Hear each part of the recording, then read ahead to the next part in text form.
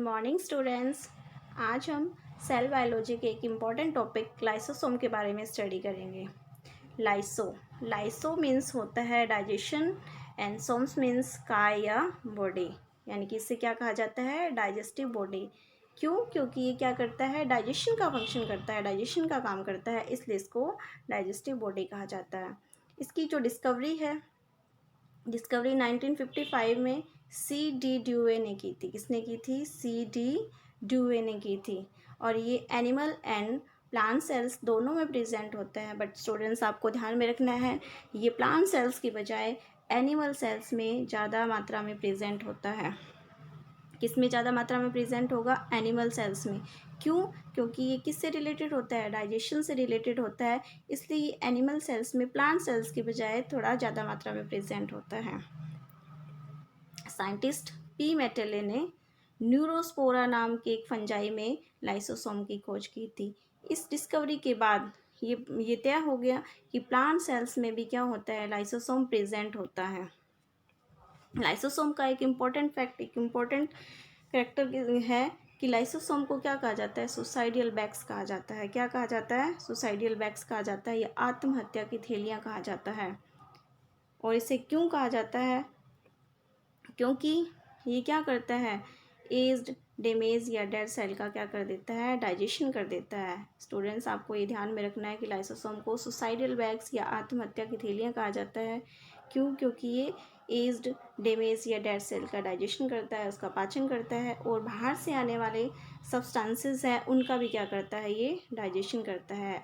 इससे based question आता है, ये एग्जामिनर यहाँ से क्वेश्चन उठाता है कि ऐसा कौन सा सेल ऑर्गेनेल्स है जिससे सुसाइडियल बैग्स या आत्महत्या की थैलियाँ कहा जाता है। तो स्टूडेंट्स आपको आंसर देना है लाइसोसोम। ये एक इम्पॉर्टेंट फैक्ट है लाइसोसोम का।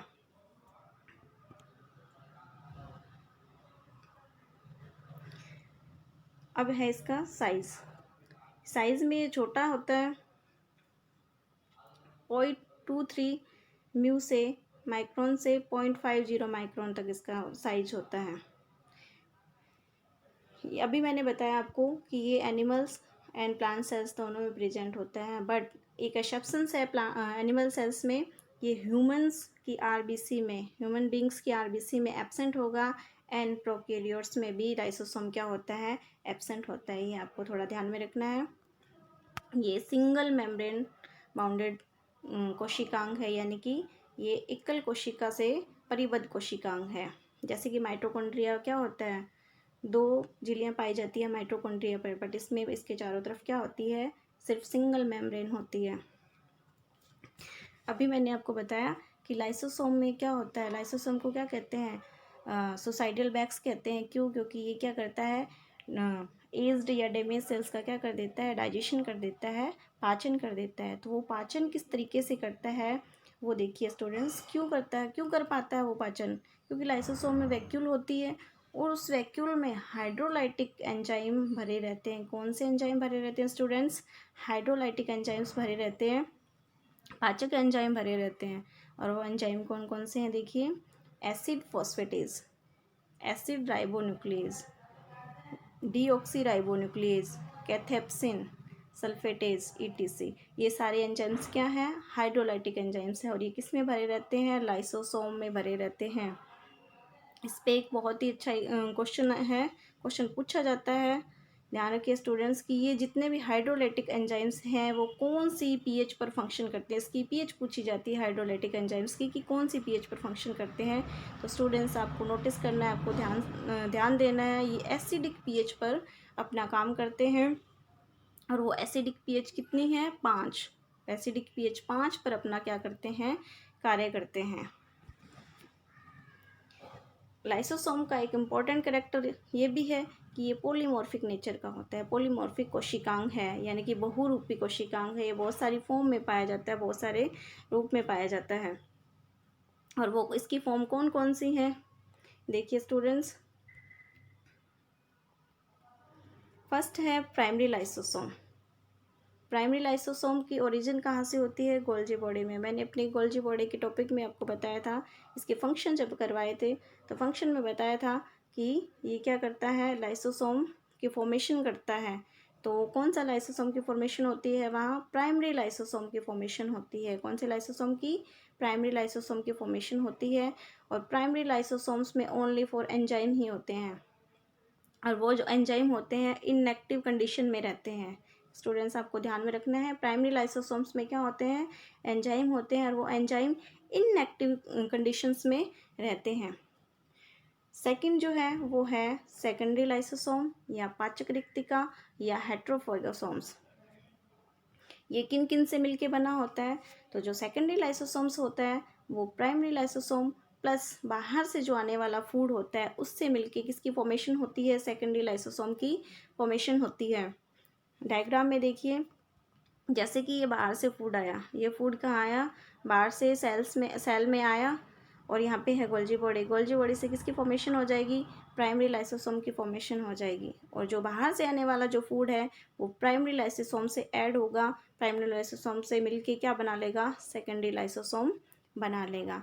अब सेकेंडरी लाइसोसोम में क्या होगा, जब ये फूड आया उस फूड पर एंजाइम्स क्रिया करेंगे। क्या करेंगे, एंजाइम अपनी क्रिया करेंगे और उस फूड को क्या कर देंगे, डाइजेस्ट कर देंगे, उसका पाचन कर देंगे उस फूड का। इसलिए सेकेंडरी लाइसोसोम को पाचक रिक्तिका बोला जाता है, डाइजेस्टिव वैक्यूल्स बोला जाता है।